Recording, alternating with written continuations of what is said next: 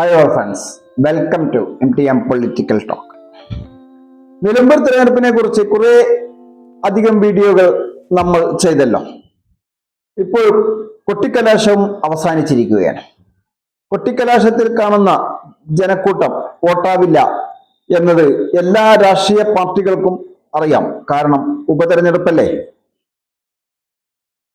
മറ്റുള്ള മണ്ഡലങ്ങളിൽ നിന്നെല്ലാം പ്രവർത്തകർ നിലമ്പൂർ മണ്ഡലത്തിലെത്തുകയും അവർ ആവേശത്തിൽ പങ്കെടുക്കുകയും കൊട്ടിക്കലാശത്തിൽ പങ്കെടുക്കുകയും ആടിത്തിമിർക്കുകയും ഒക്കെ ചെയ്യും. പക്ഷേ ഇതുകൊണ്ടൊന്നും ബാലറ്റ് പെട്ടിയിൽ വോട്ട് വീഴില്ല.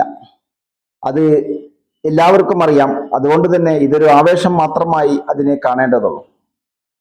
ഒരു പാർട്ടിക്കും വോട്ടിന്റെ ഗുണം ചെയ്യില്ല അത് എന്നത് യാഥാർത്ഥ്യമാണ്. പ്രചരണം കൊഴിപ്പിക്കാൻ മാത്രമാണ് ഇത് ഉപകരിക്കുക.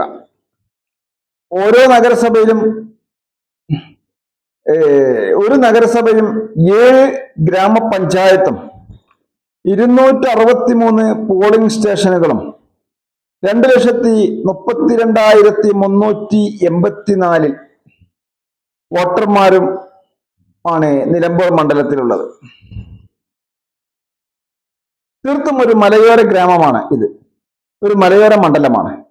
ഇതാണ് രാഷ്ട്രീയമായ നിലമ്പൂരിന്റെ കാഴ്ചപ്പാട്. നമ്മൾ ഏകദേശം 3 മാസമായി നിലമ്പൂരിലേക്ക് കേരള രാഷ്ട്രീയം ഒതുങ്ങുകയാണ്. ചുരുങ്ങിയത്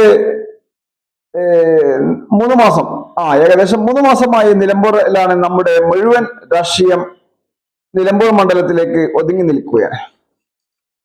രാഷ്ട്രീയ ഭിന്നിപ്പ്, മുന്നണി പ്രവേശനം, അസോസിയേറ്റഡ് കക്ഷി, അങ്ങനെ രാഷ്ട്രീയത്തിൽ തന്നെ നമ്മൾക്ക് പരിചയമില്ലാത്ത കുറെ ചർച്ചകളൊക്കെ നിലമ്പൂരിൽ നമ്മൾ കണ്ടു. കഴിഞ്ഞ 3 മാസമായി ഓരോ ദിവസവും പുതിയ പുതിയ വിഷയങ്ങൾ കൊണ്ട് സമ്പുഷ്ടമായിരുന്നു നിലമ്പൂർ. പക്ഷേ ഇതൊക്കെ രാഷ്ട്രീയ കേരളം ഒന്നിച്ച് ചർച്ച ചെയ്തു എങ്കിലും നിലമ്പൂരിൽ ആര് വാഴും ആരെ കൈയൊഴിയും എന്ന് തീരുമാനിക്കാനുള്ള അവകാശം നിലമ്പൂർ മണ്ഡലത്തിൽ ഉള്ള വോട്ടർമാർക്ക് മാത്രമാണ്. ഇനി അവരുടെ ഊഴമാണ്. വോട്ട് ഇല്ലാത്തവർ മുഴുവൻ പരസ്യപ്രചരണം അവസാനിച്ചാൽ മണ്ഡലം വിടും. ഇനി അവിടത്തുകാർ മാത്രമാകും ചിത്രത്തിൽ അവശേഷിക്കുക. 3 മുന്നണികളും സ്വതന്ത്രരിൽ പ്രധാനി അൻവറും കണക്കുകൂട്ടലുകളിൽ മുഴുകുകയാണ്. കണക്കുകൂട്ടലുകൾ മുഴുകുന്ന ദിവസങ്ങളാണ് ഇനിയുള്ളത്, ഇനി വരാൻ പോകുന്നത്. നാളത്തെ നിശബ്ദ പ്രചരണം അവസാനിച്ചാൽ പിന്നെ വോട്ടെടുപ്പും കണക്കുകൂട്ടലുകളും മാത്രമാണ് ബാക്കിയാവുക. നിലമ്പൂർ മണ്ഡലം LDF-നും UDF-നും കുത്തകയായ മണ്ഡലം ഒന്നുമല്ല. അതിനൊപ്പമാണ് അൻവറും അവകാശവാദങ്ങളുമായി മുന്നോട്ട് വന്നിരിക്കുന്നത്. ഇതൊക്കെയാണ് നിലമ്പൂർ മണ്ഡലത്തിന്റെ ഒരു തിരിഞ്ഞുനോട്ടത്തിൽ നമ്മൾ ഇതിന്റെ മുന്നത്തെ വീഡിയോകളിലും സൂചിപ്പിച്ച കാര്യം.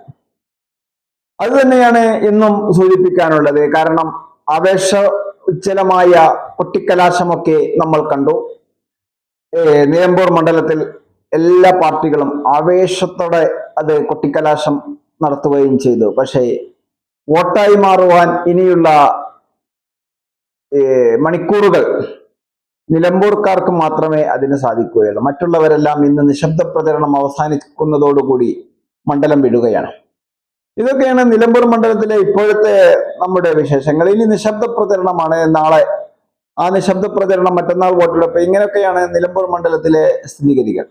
അപ്പോൾ ഇനി കണക്കുകൂട്ടലുകളുടെ നാളുകളാണ്.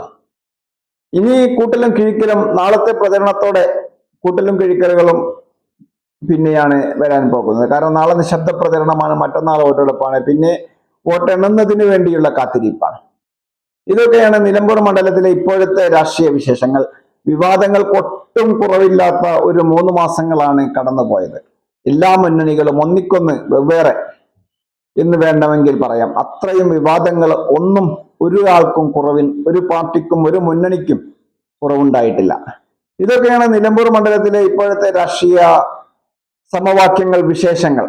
ഇനി നാളത്തെ നിശബ്ദ പ്രചരണം അവസാനിച്ചു കഴിഞ്ഞാൽ അതിനു മുൻപ് തന്നെ മണ്ഡലത്തിൽ വോട്ടർ ലിസ്റ്റിൽ പേരില്ലാത്ത മുഴുവൻ ആളുകളും മണ്ഡലം വിടേണ്ടി വരും. അത് കഴിഞ്ഞാൽ നിലമ്പൂർക്കാരുടെ മാത്രം ഉത്തരവാദിത്തമാണ്. ഇനിയുള്ള മണിക്കൂറുകൾ അവർക്ക് മാത്രമുള്ളതാണ്. അപ്പോൾ അവരുടെ കാഴ്ചപ്പാടുകളും അവരുടെ വിലയിരുത്തലുകളും ഒക്കെ അവർ ബാലറ്റിലൂടെ അറിയിക്കുകയും അതിന്റെ ഫലത്തിനായി നമുക്ക് കാത്തിരിക്കുകയും ചെയ്യാം. അതാണ് ഇനി നിലമ്പൂർ രാഷ്ട്രീയ വിശേഷങ്ങളിൽ ഇനി പറയാനുള്ളത്. തീർച്ചയായും ഇനിയുള്ള നിശബ്ദ പ്രചരണത്തിന് ശേഷം കണക്കുകൂട്ടലുകളുടെ നാളുകളിലേക്ക് കടക്കുകയാണ്.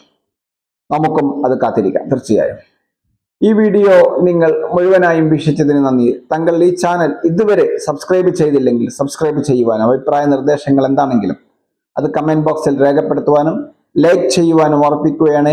നന്ദി, നമസ്കാരം. ഇനി അടുത്തൊരു വീഡിയോയുമായി വീണ്ടും കണ്ടുമുട്ടാം. വീണ്ടും കണ്ടുമുട്ടും വരെ, വീണ്ടും സന്ധിക്കും വരെ